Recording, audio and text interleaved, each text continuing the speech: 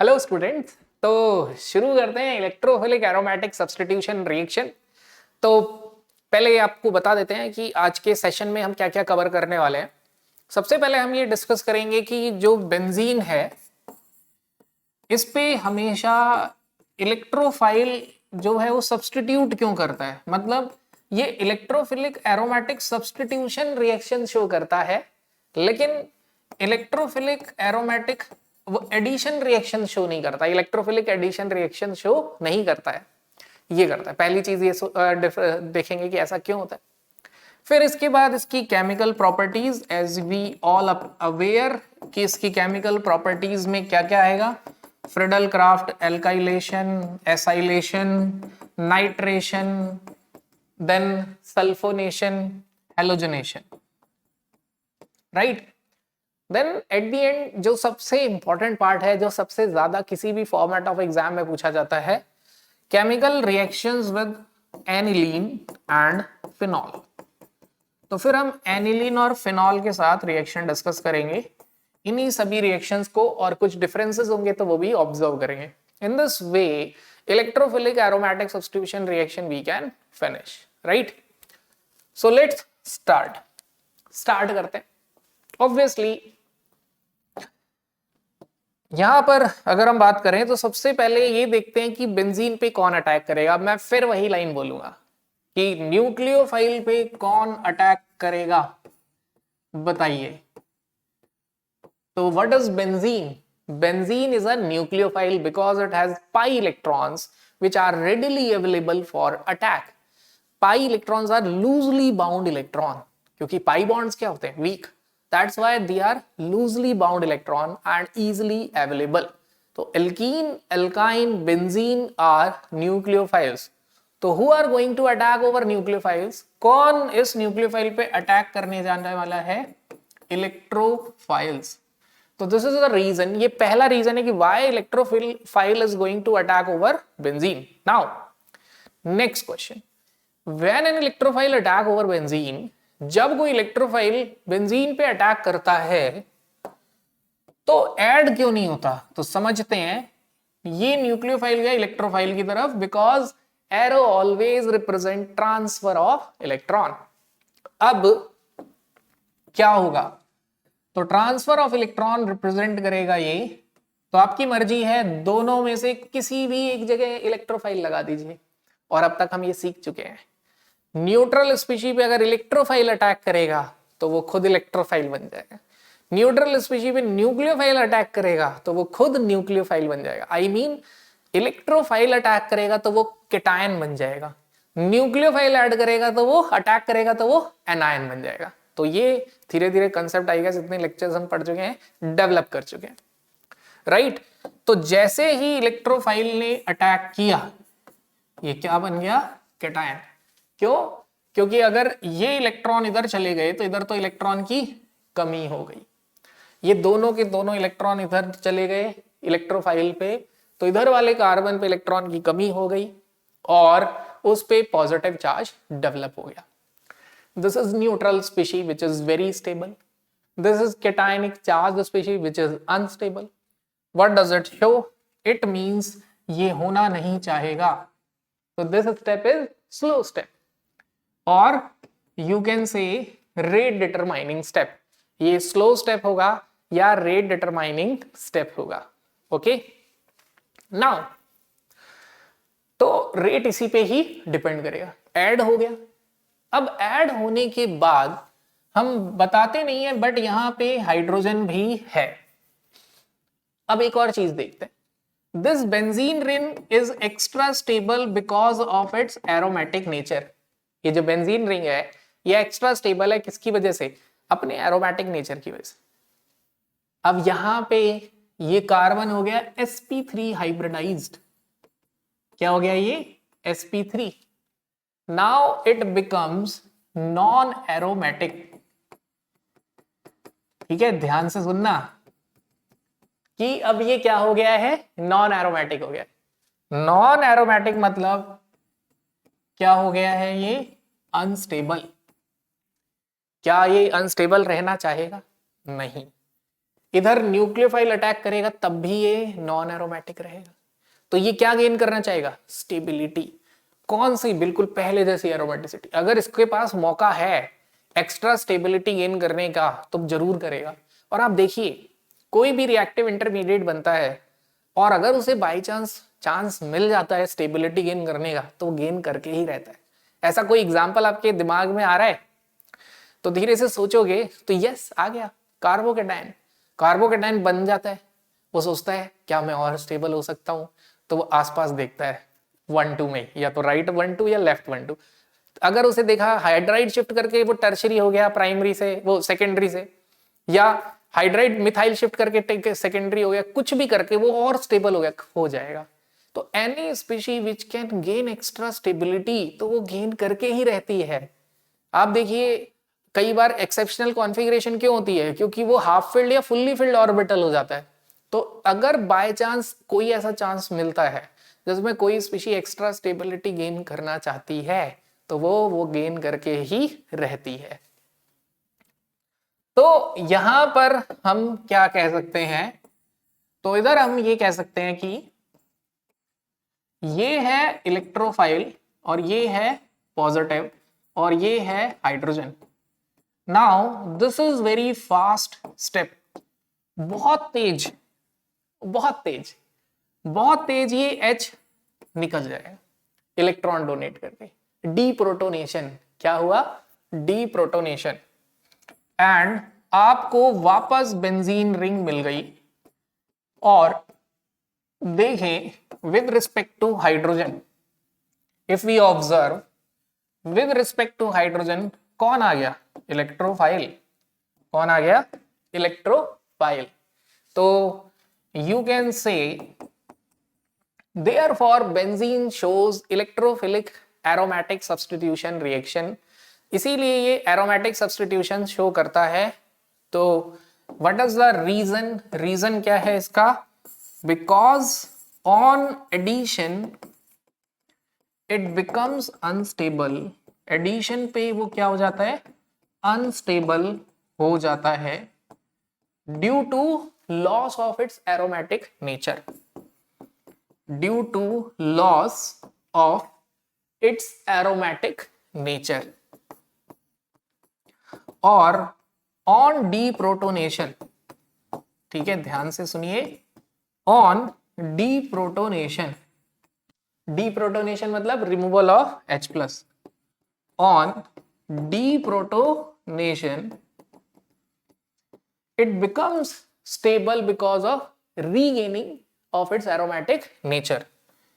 it regain its aromatic nature, वो regain कर लेता है अपना aromatic nature, right? That's why it shows substitution reaction।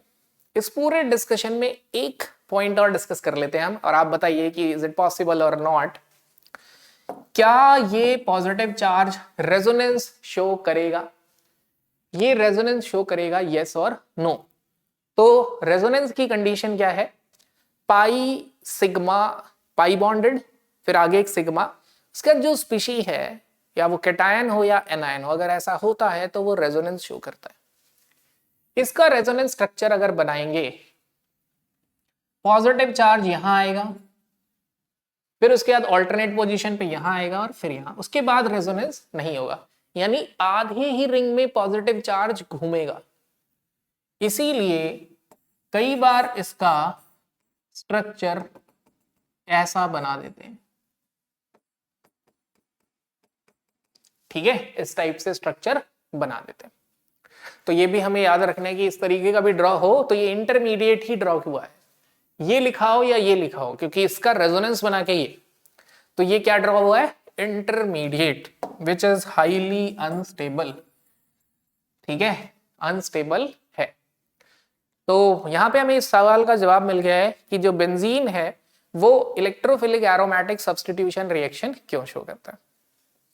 First step attack of electrophile, second step deprotonation. अब मैं आपसे एक बात कहता हूं, बेंजीन की जितनी भी रिएक्शंस हैं सब में यही दो स्टेप फॉलो होंगे, सब में यही दो स्टेप फॉलो होंगे। राइट। अब इस पे बेस्ड एक क्वेश्चन पूछा जाता है कि अगर हमारे पास C6H6 है,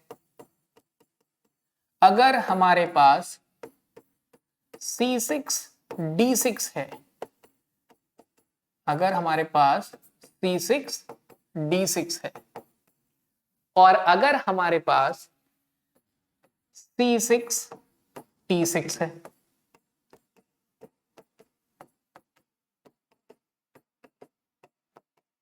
राइट तो किसका रेट ऑफ रिएक्शन सबसे ज्यादा होगा टुवर्ड्स इलेक्ट्रोफिलिक एरोमेटिक सब्स्टिट्यूशन?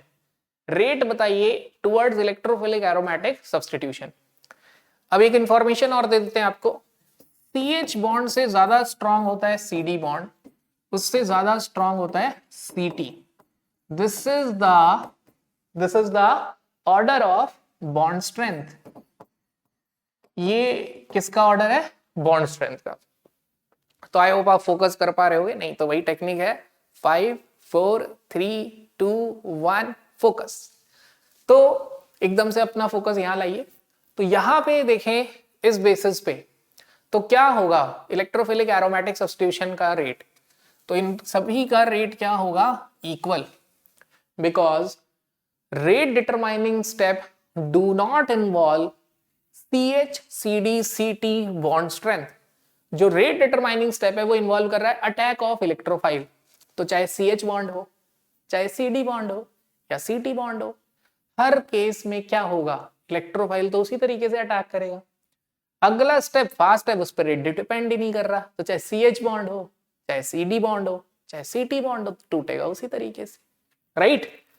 तो यहां से हमको समझ आ गया कि ये CH-CD-CT ये सभी बॉन्ड्स पे डिपेंड ही नहीं कर रहा, accept in 2 cases, accept in iodination and sulfonation because it involve reversible steps। ठीक है, क्योंकि ये क्या इन्वॉल्व करते हैं? रिवर्सिबल स्टेप्स इन्वॉल्व करते हैं। Now let's start discussion its properties. तो इलेक्ट्रोफिलिक एरोमेटिक सब्स्टिट्यूशन में सबसे ज्यादा मोस्ट कॉमनली, अगर आप प्रीवियस ईयर क्वेश्चन देखेंगे, चाहे जेई में देखें या नीट में देखें, तो आपको ये भर भर के मिलेगा क्वेश्चन, फ्रिडल क्राफ्ट एल्काइलेशन। ठीक है, Friedel Crafts alkylation reaction.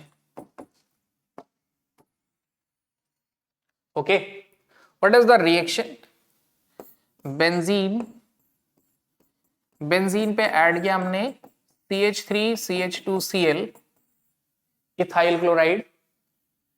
Arrow पे हमने ऐड किया एनहाइड्रस AlCl3। एरो पे क्या ऐड किया? Anhydrous AlCl3। तो ये क्या देगा? बेंजीन के ऊपर लगेगा CH2CH3 plus HCl। Addition of alkyl group on benzene ring is called as alkylation। जो हाइलाइटेड पॉइंट है जो हमें ध्यान देना है कि ये alkylation है, एडिशन ऑफ alkyl ग्रुप। ठीक है, right. Let's discuss its mechanism. इस मैकेनिज्म में एक ही चीज डिफरेंट है, and that is generation of electrophile. Rest of the 2 steps are same. Then first step is generation of electrophile, followed by second step attack of electrophile, with the last step deprotonation। तो step 1 अगर हम बोले different है, तो 2 3 जो अभी discuss किया है सेम है। तो अभी मैं डिस्कस करता हूं इसका मैकेनिज्म। तो आई होप कि मतलब हो सकता है ये काफी बच्चों को आता हो, लेकिन मैं बोलूंगा कि 5 मिनट बाद थोड़ा सा इसे फास्ट फॉरवर्ड करके टाइम सेव करके देखो कि जो मैं आगे डिस्कस कर रहा हूँ क्या पता वो यूजफुल हो। ठीक है, हो सकता है ये वाला पार्ट आता हो, तो you can skip that and move on to the next 5 और 10 मिनट्स पार्ट, जहां पे मैं डिस्कस करूंगा कि बेंजीन से टॉलीन बनाने के लिए कौन सा मेथड अच्छा है, फ्रिडल क्राफ्ट एल्काइलेशन और एसाइलेशन। तो इसके मैकेनिज्म में सबसे पहले आया हमारा जनरेशन ऑफ इलेक्ट्रोफाइल। ठीक है, क्या आया हमारा? Generation of electrophile. तो क्या अब आपको धीरे धीरे याद हो गया कि ऑर्गेनिक में कौन सी रिएक्शन सबसे ज्यादा फेवर्ड होती है? तो सबसे ज्यादा फेवर्ड होती है एसिड बेस रिएक्शन। अगर एसिड बेस रिएक्शन हो सकती है तो वो रिएक्शन होके रहेगी। तो व्हाट यू कैन से, आप क्या बोलोगे? CH3 CH2Cl plus AlCl3. Now what is AlCl3? Correct.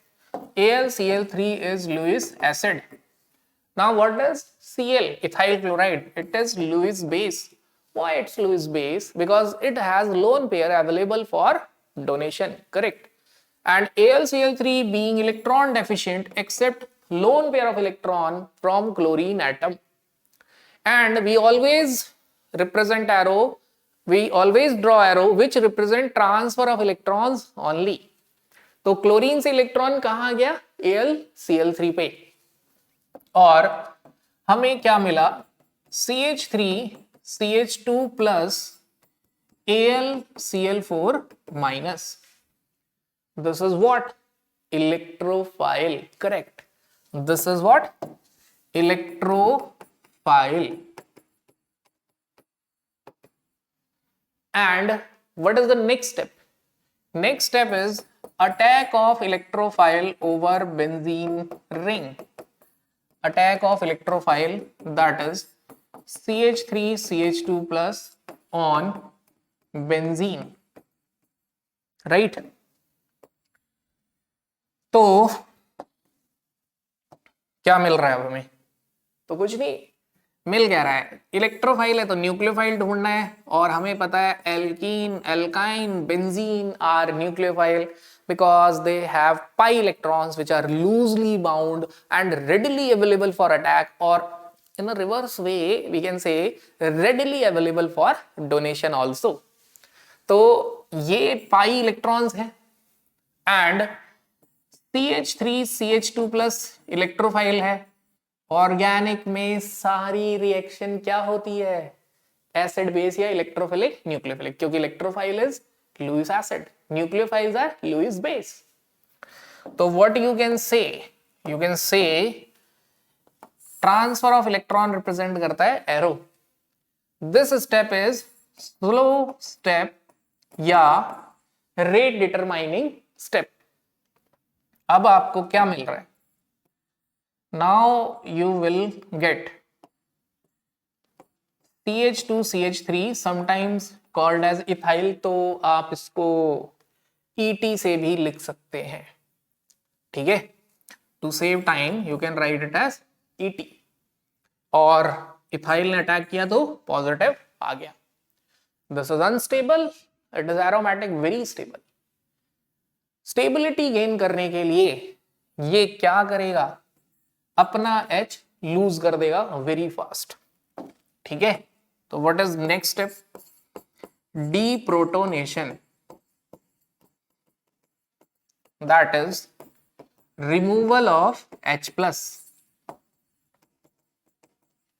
Deprotonation that is removal of H plus. ठीक है, तो ये क्या करेगा? इजिली, वेरी फास्ट, बहुत तेज। अब आप बताओ ये बहुत तेज क्यों H लूज करेगा? What is the reason? क्या रीजन है कि ये बहुत तेज H प्लस लूज करेगा? रीजन एक तो चार्ज है, चार्ज हो तो वो सहन कर ले, उसकी वजह से और अनस्टेबल हो गया because of loss of aromatic nature. Stability gain करने के लिए बहुत तेजी से क्या करेगा? ये H प्लस इधर डोनेट करेगा और बना लेगा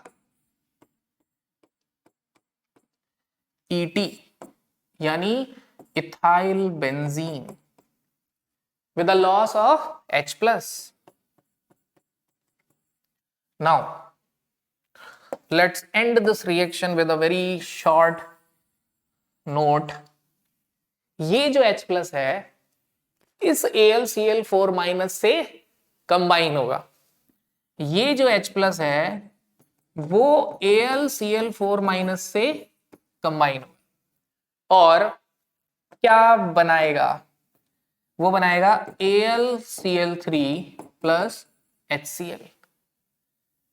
What I am trying to say by this reaction, can you predict or think?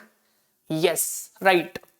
I am trying to say here that this AlCl3 is a catalyst here. How? AlCl3 changes rate of reaction, yeah, involve in the reaction, but do not consume. What is the definition of catalyst? Catalysts are those which alter rate of reaction, change rate of reaction, but do not consume. So AlCl3, we get that AlCl3 back at the end of the reaction. So there, anhydrous AlCl3 act as a catalyst. So this reaction proves that AlCl3 is acting here as a catalyst. ठीक है, समझ आ गई बात हमें? तो इन this वे मैं आपको बोल रहा हूं एवरी टाइम ये दो स्टेप सेम रहने वाले हैं, बदलेगा तो क्या? ये स्टेप जनरेशन ऑफ इलेक्ट्रोफाइल। तो मैं आपको बोलूंगा बेंजीन की केमिकल प्रॉपर्टीज में आप यही करिए कि सिर्फ जनरेशन ऑफ इलेक्ट्रोफाइल वाला स्टेप खुद से लिखिए, राइट 5 टाइम्स, और उसकी प्रैक्टिस करिए। Okay, now let's discuss few questions on it, but उससे पहले ये इस रिएक्शन का प्रोडक्ट लिखो, CH3 CH2 CH2 Cl, arrow पे एनहाइड्रस AlCl3 फर्स्ट। देन एक और लिखते हैं,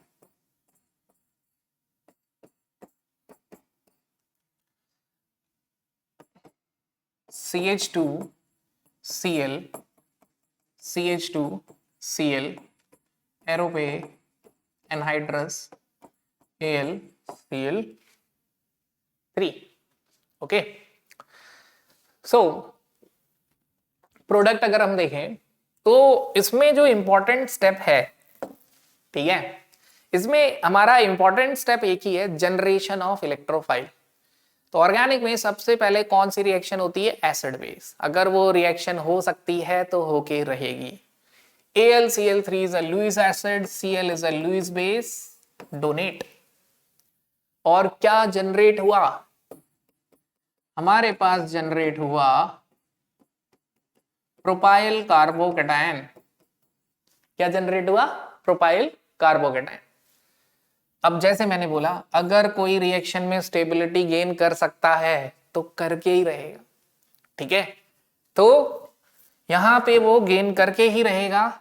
ये इलेक्ट्रॉन इसको डोनेट कर, ठीक है, गलत बोल दिया भावनाओं में बह के मैंने, तो थोड़ा सा सच बोल दिया जाए या सही बोल दिया जाए। ये स्टेबिलिटी गेन करेगा वाया रीअरेंजमेंट 1,2 हाइड्राइड शिफ्ट। अपने आसपास देखेगा, किसको घुमा के इधर उधर कर दूं कि मैं ज्यादा स्टेबल हो जाऊं, तो ये देखेगा H- शिफ्ट कर दो तो स्टेबल, तो H- शिफ्ट क्या मिला? CH3 CH plus CH3। Now what is this? This is electrophile. क्या है ये? इलेक्ट्रोफाइल है। तो ये इलेक्ट्रोफाइल बेंजीन पे अटैक करेगा एंड फॉर्म आइसोप्रोपाइल बेंजीन। ठीक है, क्या बनाएगा? Isopropyl benzene. Isopropyl benzene is commonly known as cumene. क्या बोला जाता है उसको? क्यूमीन। तो ये प्रोडक्ट बन गया, राइट? अब ये सोचते हैं सेम वे, जैसे आपने ये सोचा है ना, ऐसे ही सोचना है।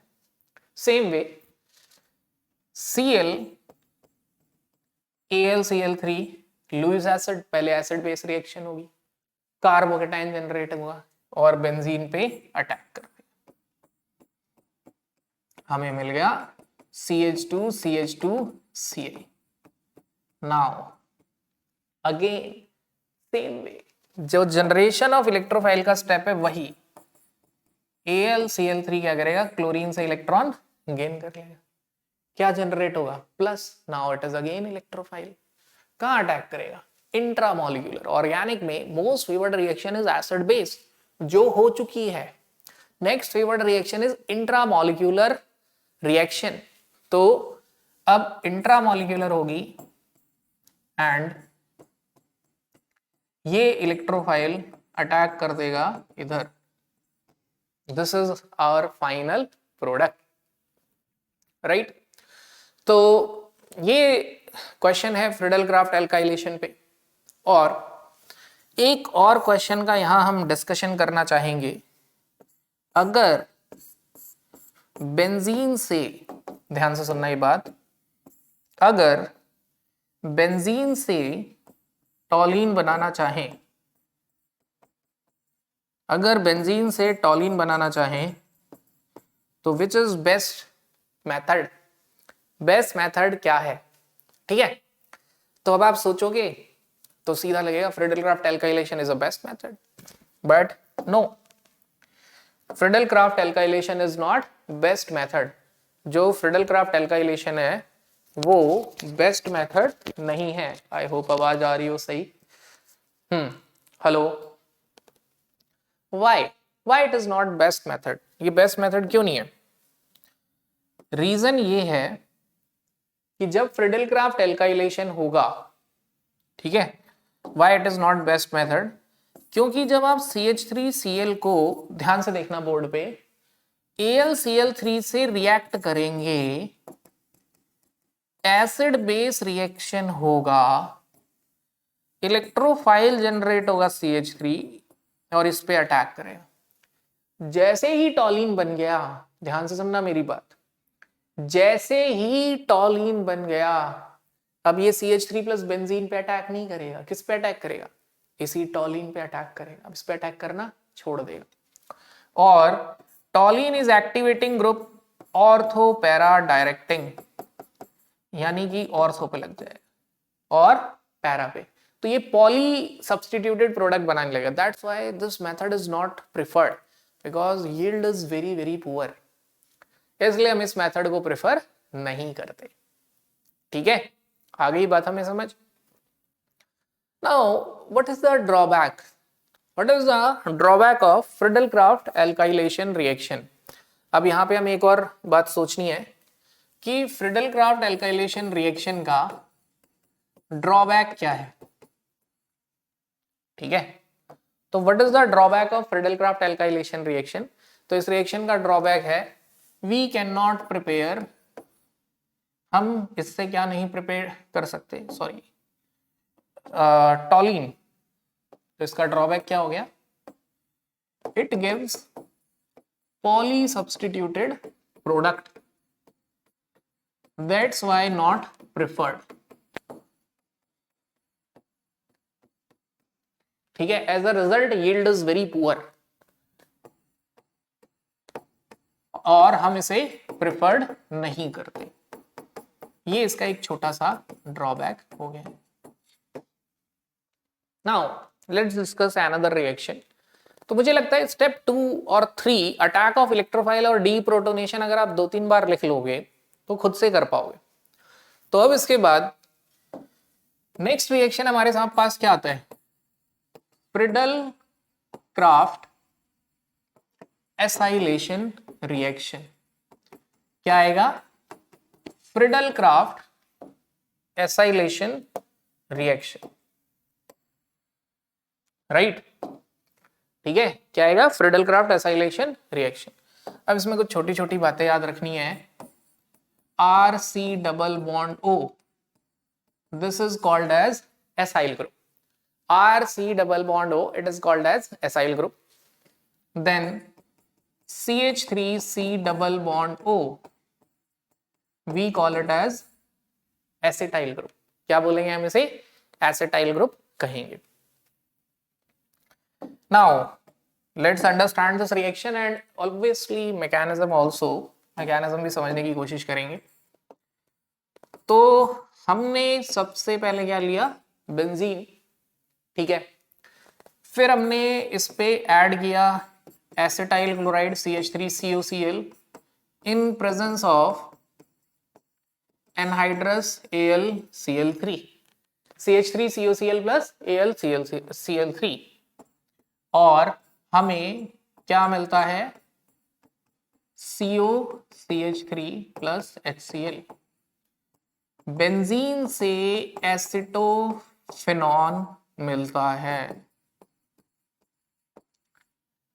Let's try to understand its mechanism. इसका मैकेनिज्म समझने की कोशिश करते हैं। और इसके मैकेनिज्म में जो पहला स्टेप है वो वही है जनरेशन ऑफ इलेक्ट्रोफाइल। ठीक है, क्या आएगा? Generation of electrophile. तो स्टेप क्या है? सेम वही स्टेप, ध्यान से सुनना। हमेशा ऑर्गेनिक में मोस्ट फेवर्ड रिएक्शन कौन सी होती है? Acid base. अगर एसिड बेस रिएक्शन हो सकती है तो होके रहेगी। तो generation of electrophile, acetyl chloride CH3COCl, ये क्लोरीन है। AlCl3 कौन है? Lewis acid. दुनिया में सारी रिएक्शन एसिड बेस हैं या इलेक्ट्रोफिलिक और न्यूक्लियोफिलिक है। AlCl3 ने क्लोरीन से क्या किया? Lone pair of electron accept किया और lone pair of electron accept करने के बाद क्या मिला? CH3CO plus AlCl4 minus. Now this is carbocation, right? And this carbocation is very stable. Why? Why this carbocation is very stable? ये carbocation क्यों stable है?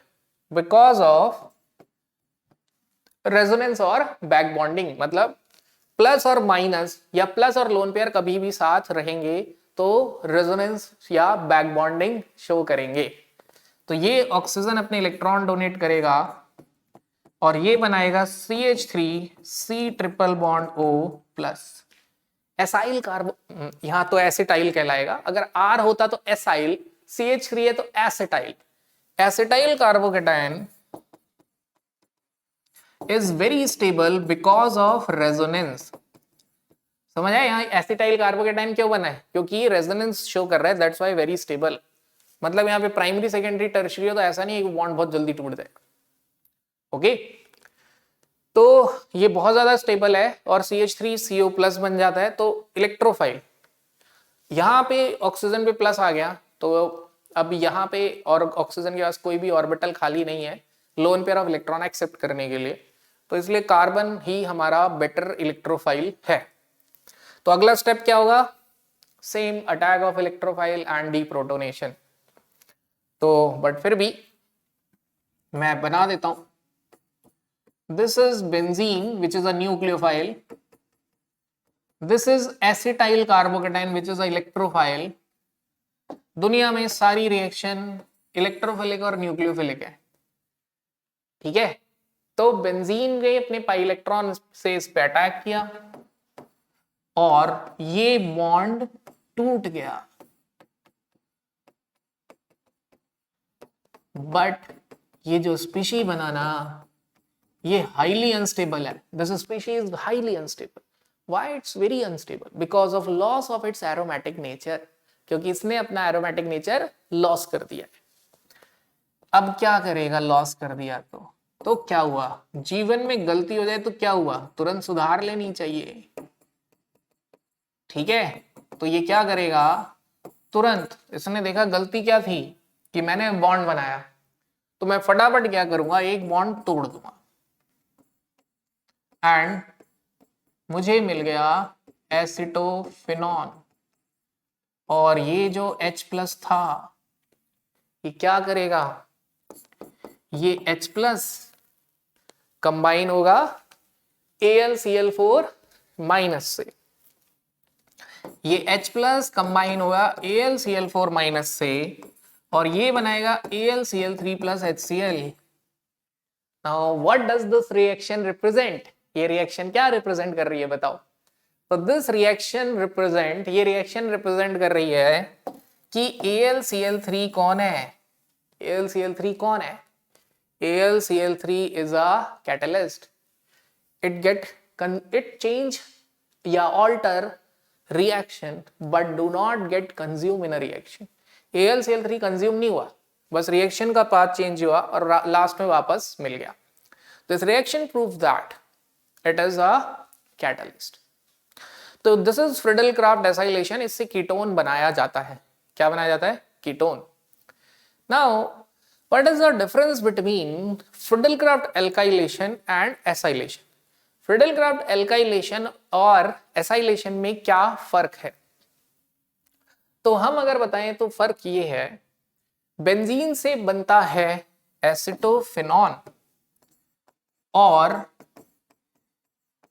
इलेक्ट्रॉन का ट्रांसफर हमेशा लेस इलेक्ट्रोनेगेटिव से मोर इलेक्ट्रोनेगेटिव एलिमेंट की तरफ होता है.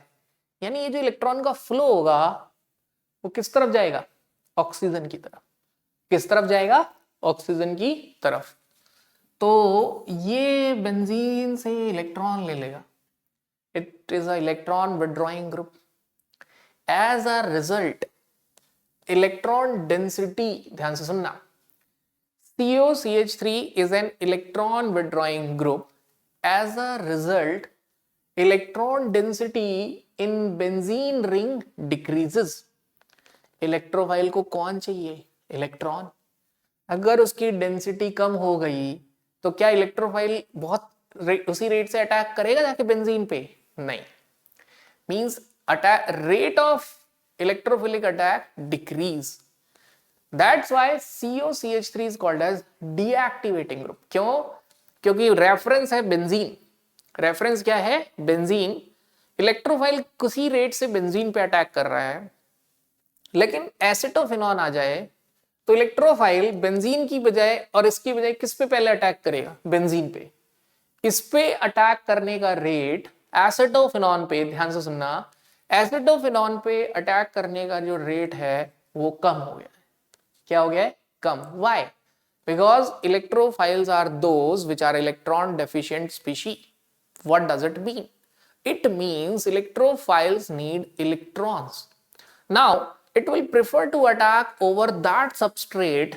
ये उस substrate पे अटैक करने की कोशिश करेगा which has comparatively more electron density. तो बेंजीन पे अटैक करने का जो रेट था, एसिटोफिनॉन पे वो रेट कम हो जाएगा because of the decrease in electron density in benzene ring. That's why this particular group is called as deactivating. जब भी हम वर्ड यूज करते हैं एक्टिवेटिंग और deactivating, this is always with respect to electrophilic substitution reaction या towards electrophilic attack. अब चक्कर क्या है, ज्यादातर इलेक्ट्रोफिलिक अटैक वर्ड यूज होता है. ज्यादातर क्या है? इलेक्ट्रोफिलिक, ज्यादातर एक्टिवेटिंग डीएक्टिवेटिंग यूज होता है. समझ नहीं आता किसके लिए.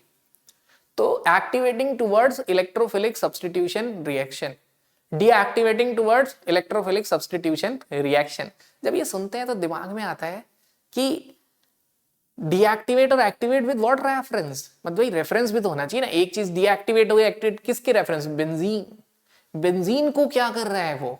Activate deactivate. तो नॉर्मली बेंजीन पे जो इलेक्ट्रॉन डेंसिटी है, अगर किसी के ग्रुप से कनेक्ट होने की वजह से वो डेंसिटी बढ़ गई तो इलेक्ट्रॉन और तेजी से अटैक करेगा. तो that particular group is called as activating group. But if any group which withdraws electron from benzene ring, अगर कोई ग्रुप बेंजीन से इलेक्ट्रॉन ले लेगा तो electron density in benzene ring decreases. As a result tendency to attack electrophile on that benzene ring, जिसकी वजह से उस इलेक्ट्रोफाइल का उस बेंजीन पे अटैक करने का रेट हो गया decrease. And we can say this group is deactivating, means it decreases rate of attack of electrophilic. तो this COCH3 group is deactivating towards electrophilic attack. किसकी तरफ deactivating है? electrophilic attack की तरफ deactivating है. तो I guess आपको activation और deactivation word समझ आया होगा. ठीक है. तो जो टॉलिन होता है, let's discuss a question या एक important point discuss करते हैं. This is very star point और important point. ठीक है.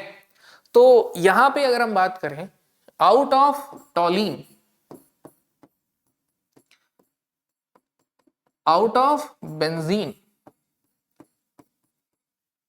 और आउट ऑफ एसिटोफिनॉन। इलेक्ट्रोफाइल किस पे पहले अटैक करेगा? ठीक है, इलेक्ट्रोफाइल किस पे अटैक करेगा? इलेक्ट्रोफाइल को क्या चाहिए? इलेक्ट्रोफाइल पे इलेक्ट्रॉन की कमी है, भूखा है, उसे इलेक्ट्रॉन चाहिए। इलेक्ट्रोफाइल को कौन चाहिए? इलेक्ट्रॉन। तो क्या होगा, इलेक्ट्रॉन सबसे पहले किस पे अटैक करेगा? जहां डेंसिटी सबसे ज्यादा है। तो ये बेंजीन को इलेक्ट्रॉन दे रहा है वाया हाइपर कॉन्जुगेशन, ये नॉर्मल है। ये बेंजीन से इलेक्ट्रॉन ले रहा है वाया रेजोनेंस, बिकॉज रेजोनेंस में इलेक्ट्रॉन कहां जाता है? Towards more electronegative. अगर पाई सिग्मा पाई का अरेंजमेंट है तो इलेक्ट्रॉन किस तरफ ड्रिफ्ट होगा या मूव होगा? Towards more electronegative element. तो सबसे ज्यादा इलेक्ट्रॉन डेंसिटी कहां है? टॉलिन पे। तो अगर रिएक्शन मिक्सचर में बेंजीन भी प्रेजेंट है, टॉलिन भी प्रेजेंट है, तो इलेक्ट्रोफाइल किस पे अटैक करना प्रेफर करेगा? टॉलिन पे। इसीलिए बेंजीन से टॉलिन हम फ्रिडल क्राफ्ट एल्काइलेशन से नहीं बनाते। तो क्या होगा उसके बाद इस पे अटैक? अगर रिएक्शन में बेंजीन भी प्रेजेंट है और एसिटोफिनॉन भी प्रेजेंट है तो इलेक्ट्रोफाइल इसी पे अटैक करता रहेगा। यानी कि बेंजीन से एसिटोफिनॉन बनाना सही तरीका है, पहले वही बनाना चाहिए, उसके बाद हमें किसी और कंपाउंड पे मूव करना चाहिए। करेक्ट? तो अब वही क्वेश्चन है कि बेंजीन से एसिटोफिनॉन, तो बेंजीन से हमने बनाया acetophenone via Friedel Crafts acylation. अब यहां पे एक ड्रॉबैक भी आता है, we can not prepare benzaldehyde from benzene via Friedel Crafts acylation reaction, ये ड्रॉबैक है। ठीक है, तो what is the drawback of Friedel Crafts acylation reaction? Drawback of Friedel Crafts acylation reaction. ठीक है, फ्रिडल क्राफ्ट एसाइलेशन रिएक्शन का drawback क्या है? तो इसका ड्रॉबैक है we can not prepare benzaldehyde, हम बेंजल्डिहाइड नहीं बना सकते। राइट? तो what is the drawback? Can not prepare benzaldehyde. Why? What is the reason for this? ये ड्रॉबैक जाके रोजनमुंड रिएक्शन से मैच करता है। इसका रीजन क्या है? क्योंकि फॉर्माइल क्लोराइड, ठीक है, क्या रीजन है? रीजन है because formyl chloride is unstable at room temperature. ठीक है, जो फॉर्माइल क्लोराइड है वो क्या है? अनस्टेबल। तो वो क्या हो जाएगा? डिकम्पोज हो जाएगा। ठीक है, क्या हो जाएगा वो? डिकम्पोज। तो you can say carbon mono क्या बोल रहा हूं,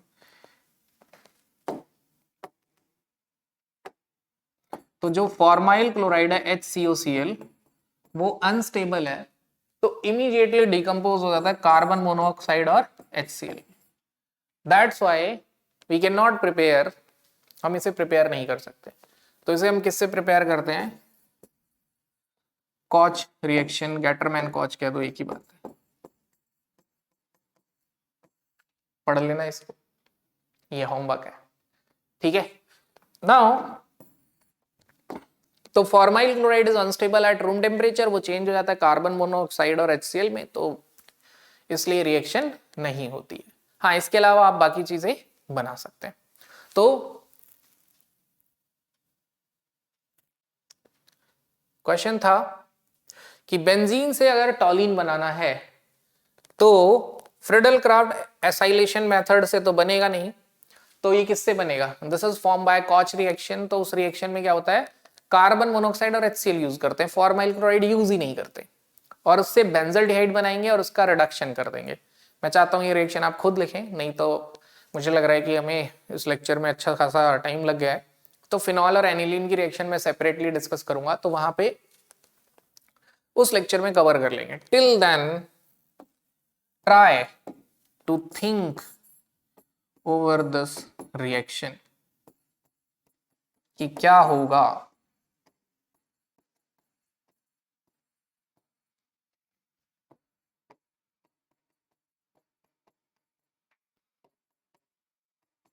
दिस इज पीटी, प्लैटिनम है ये ना, क्या है ये, प्लैटिनम। तो ये सोचने की थोड़ी सी कोशिश करिए। फ्रिडलक्राफ्ट एल्काइलेशन हो गया, एसाइलेशन हो गया। नाउ अब हम डिस्कस करते हैं next reaction, halogenation. Next reaction is halogenation. तो व्हाट इज हेलोजिनेशन? हेलोजिनेशन क्या है?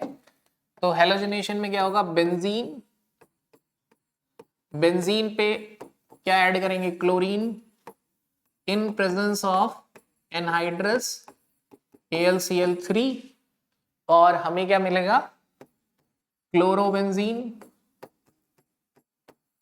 Plus HCl। क्या मिला, chlorobenzene plus HCl। Now mechanism में पहला स्टेप ही अलग है, तो आई गेस अब आप बाकी दो स्टेप लिख लेंगे। तो जनरेशन ऑफ इलेक्ट्रोफाइल, सिर्फ यही स्टेप अलग है। अटैक ऑफ इलेक्ट्रोफाइल और डीप्रोटोनेशन इज सेम। तो now chlorine, chlorine is a Lewis acid. Organic में अगर कभी भी एसिड बेस रिएक्शन हो सकती है, ऑर्गेनिक में कभी भी अगर एसिड बेस रिएक्शन हो सकती है, तो वो होके रहेगी। तो वो क्या होगी, होके रहेगी। तो ये क्या करेगा, इलेक्ट्रॉन गेन कर लेगा। क्या मिला, Cl plus AlCl4 minus, Cl plus AlCl4 minus, right. अब ये इलेक्ट्रोफाइल बन गया, ये जाके बेंजीन पे अटैक करेगा, H चला जाएगा, क्लोरो बेंजीन बन गया। तो वो दो स्टेप में स्किप कर देता हूं। हेलोजिनेशन के बाद नेक्स्ट हम डिस्कस करते हैं नाइट्रेशन।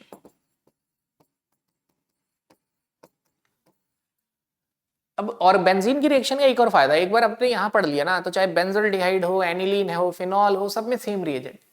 थोड़े बहुत डिफरेंसेस, मतलब कंसेप्चुअल डिफरेंसेस हैं, बाकी रिएजेंट पे प्रोडक्ट मोर और लेस वही बनता है।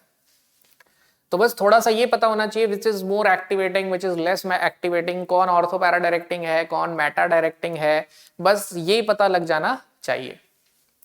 तो नाइट्रेशन में क्या होता है, बेंजीन है, और बेंजीन पे हम क्या ऐड करेंगे, बेंजीन पे we are going to add conc H2SO4 and conc HNO3। ठीक है, this is benzene, this is conc sulphuric acid, conc nitric acid, collectively called as nitrating mixture, and it gives you nitrobenzene। क्या देगा ये, nitrobenzene. Again एक ही step differ करेगा, generation of electrophile. क्या differ करेगा, generation of electrophile.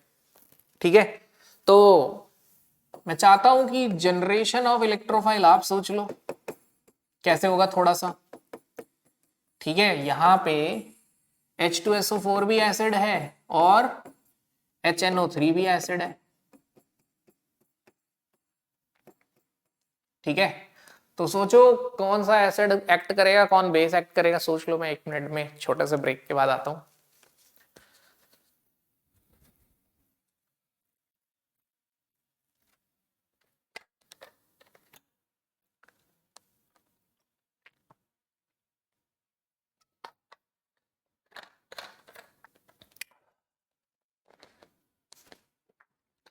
So I am back after a short drink break. तो H2SO4 is a stronger acid. अगर दो एसिड प्रेजेंट है तो strong acid as acid behave करेगा और weak acid as a base. How, let's see, देखते हैं ये कैसे हो रहा है।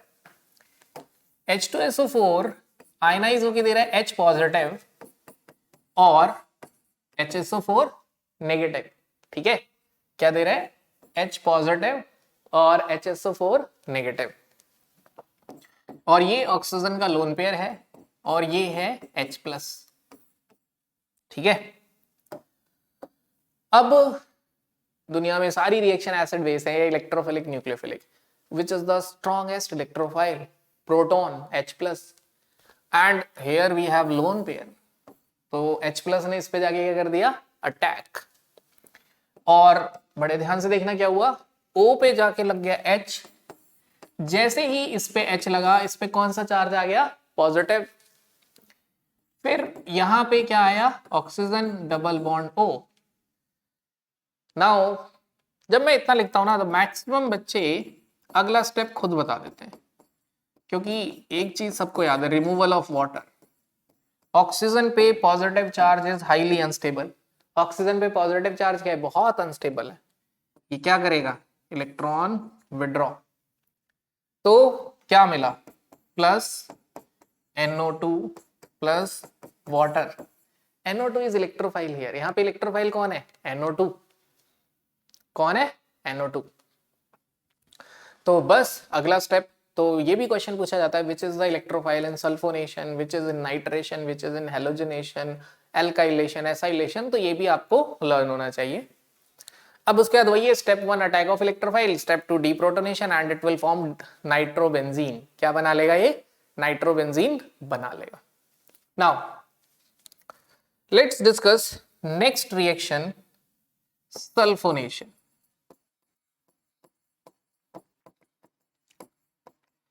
ठीक है, sulphonation is addition of sulphonic group SO3H, nitration is addition of nitro group, halogenation is addition of halogen, Friedel Crafts alkylation is addition of alkyl, Friedel Crafts acylation is addition of acyl group. तो ation means addition, आगे नाम लिखा होता है, alkylation alkyl का addition, acylation acyl का addition, sulphonation sulphonic group का addition.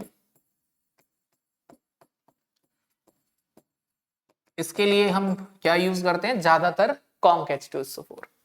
तो हम क्या करने वाले हैं, we are going to take benzene plus conc H2SO4, और ये हमें क्या देगा, बेंजीन सल्फोनिक एसिड। ठीक है, क्या देगा ये हमें, बेंजीन सल्फोनिक एसिड।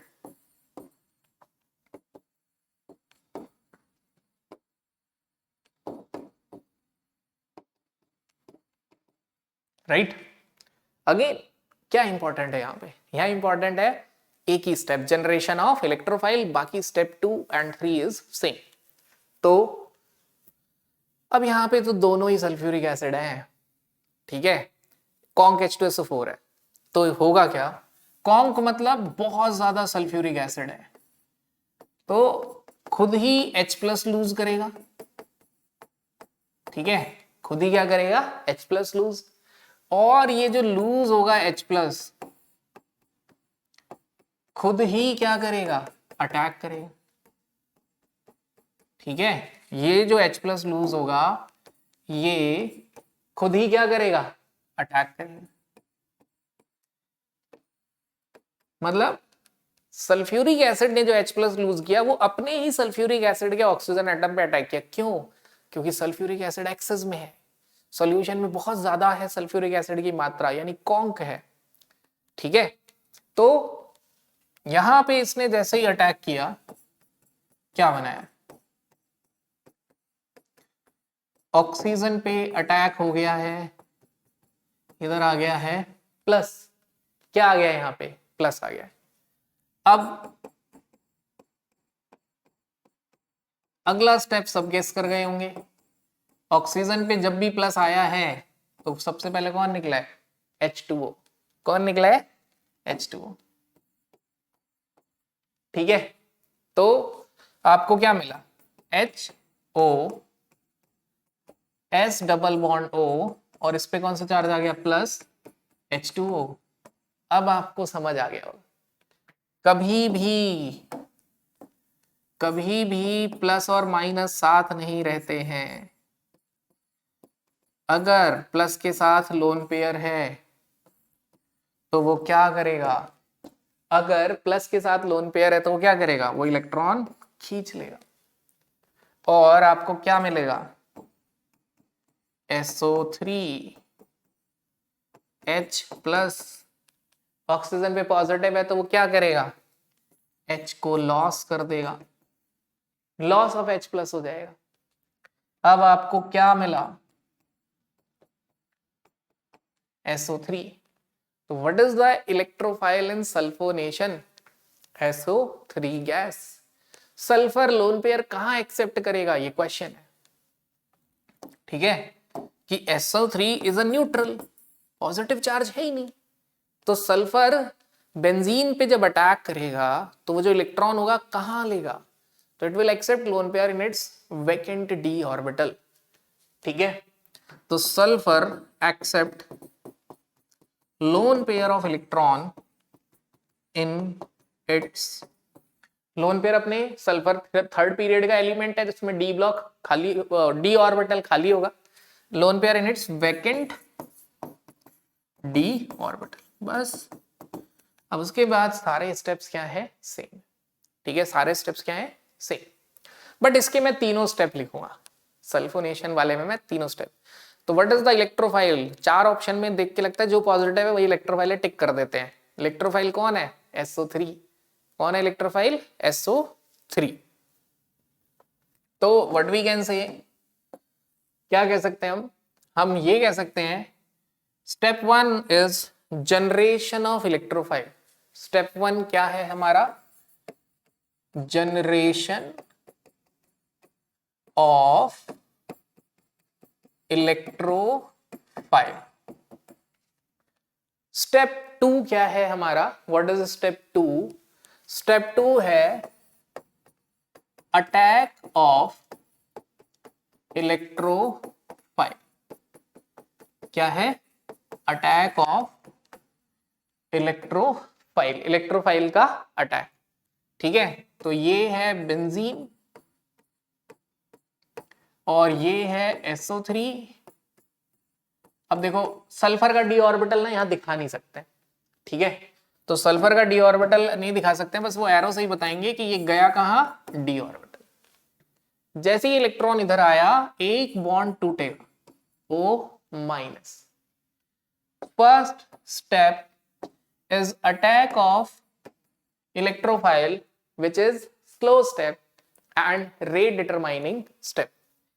जैसे ही ने इसने इस पे अटैक किया, इसने क्या बना दिया,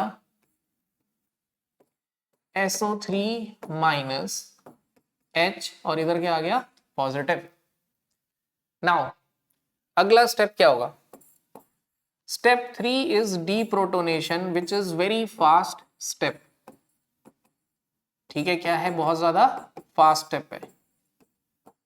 तो ये जो H प्लस लूज होता है, ध्यान से देखना, ये जो H प्लस लूज होता है ये SO3 के पास ही चला जाता है, इलेक्ट्रॉन यहां डोनेट होगा और ये H इसके पास ही चला गया। Benzene sulphonic acid, this step is reversible, ये स्टेप रिवर्सिबल है। और अगर वैसे मेरे को ये बोलना चाहिए, ये स्टेप रिवर्सिबल, ये भी है और ये भी है, मतलब ये भी चला जाएगा वापस और ये भी, बाय। थोड़ा इसे समझते हैं कि ऐसा क्यों है। तो SO3 इज अ गैस, ध्यान से सुनना, SO3 इज अ गैस। जब ये रिएक्शन हुई तो गैस कंज्यूम हुआ, यानी रिएक्शन की एंट्रोपी घट गई। और सेकेंड लॉ ऑफ थर्मोडायनेमिक्स कहता है रिएक्शन किस तरफ जाती है, जहां रैंडमनेस बढ़ती है, डिसऑर्डर बढ़ता है। गैस कंज्यूम हो रहा है यानी एंट्रोपी घट रही है, तो रिएक्शन फेवरेबल नहीं है। तो इस रिएक्शन के पूरे रिवर्स आने के चांसेस हैं, ये वापस यहां भी आएगी, फिर ये वापस इधर भी आ जाएगी, ठीक है। स्टेप्स आर रिवर्सिबल, इसीलिए सल्फोनिक एसिड पे अगर हॉट वाटर डाल देते हैं, वार्म वाटर, तो वापस बेंजीन मिल जाता है bye removal of SO3 gas. और एक और चीज, क्योंकि वाटर है वो न्यूक्लियोफाइल है, तो ज्यादा चांसेस फिनॉल बनने के भी हो जाएंगे, थोड़ा सा मीडियम बेसिक होगा। तो यू कैन से SO3 माइनस अगर है तो उसको थोड़ा सा हीट करेंगे, SO3 रिलीज हो जाएगा गैस, ये ज्यादा सही है। तो जनरली कोशिश करते हैं SO3 माइनस बना दे या थोड़ा सा वार्म कर दें तो ये रिलीज हो जाता है, रिएक्शन इज रिवर्स्ड। तो why this reaction is reverse, because SO3 gas इसमें कंज्यूम हो रही है, that's why it is reversed. इसीलिए सिर्फ इसी रिएक्शन में जो रेट ऑफ रिएक्शन है C6H6 से ज्यादा C6D6 होता है और C6D6, क्योंकि अब रेट इस पे भी डिपेंड करने लग गया है, राइट। तो दैट्स व्हाई, इसीलिए मैंने कहा कि सल्फोनेशन डिस्कस करेंगे, क्योंकि sulphonation is involve reversible step. जो सल्फोनेशन है वो क्या होता है, रिवर्सिबल स्टेप इन्वॉल्व करता है। हेलोजिनेशन में क्लोरीन की जगह आयोडीन ले लेंगे तो रिवर्सिबल स्टेप का बस एक ही रीजन है, carbon iodine bond is very weak. तो मैं इसे आपको एज अ होमवर्क देना चाहूंगा कि सोचिए कि iodination of benzene is reversible. Why? Iodination of benzene is reversible, ठीक है। जो बेंजीन का आयोडीनेशन है वो क्या है, रिवर्सिबल है। क्या रीजन है? Because, fill in the blanks आपको सोचना है। सो स्टूडेंट्स, यहां हमने बेंजीन के सारे फंडामेंटल्स डिस्कस किए हैं, उसकी प्रॉपर्टीज डिस्कस की है। ये प्रॉपर्टीज हर तरफ मैच होगी। अब ये कॉन्सेप्ट थोड़ा सा आगे अगर एस्केलेट करें तो जाके मैच होगा activating deactivating group, ortho para directing Meta directing group, mild deactivating group. अब इस कंसेप्ट को थोड़ा सा आगे ले जाते हैं तो ये यहां जाके कनेक्ट होता है। फिर इसके बाद सबसे ज्यादा रिएक्शन फिनॉल और एनिलीन, तो उसकी केमिकल प्रॉपर्टीज यानी उसका एसाइलेशन, सल्फोनेशन, नाइट्रेशन का डिस्कशन। तो ये टॉपिक हम नेक्स्ट पार्ट में कवर करेंगे। Till then please brush up these fundamentals. इस लेक्चर के बाद आपको बस करना है, खुद से लिख देना है, खुद से सारी प्रॉपर्टीज खुद से सोच के लिख दो, फिर मैच कर लो कि क्या सही है क्या गलत है। बट एक बार खुद से जरूर लिखना। मतलब देखिए, अगर आप बिंज वॉच कर रहे हैं, बस लेक्चर देख के सोच रहे हैं कि 2 बार लिख के देखने से अच्छा लेक्चर 2 बार सुन लूं, it's not going to help you. Because मैं हमेशा ही बात बोलता हूँ, रील्स देखने की वजह से हमारे ब्रेन की टेम्परेरी मेमोरी बहुत बढ़ गई है, तो सब वहीं स्टोर होता है। और आप देखोगे ना तो बस आपको लगेगा याद हो रहा है, बट एग्जाम में कंफ्यूज होने वाले। तो please right, practice more and more. So we end our discussion here. Thank you.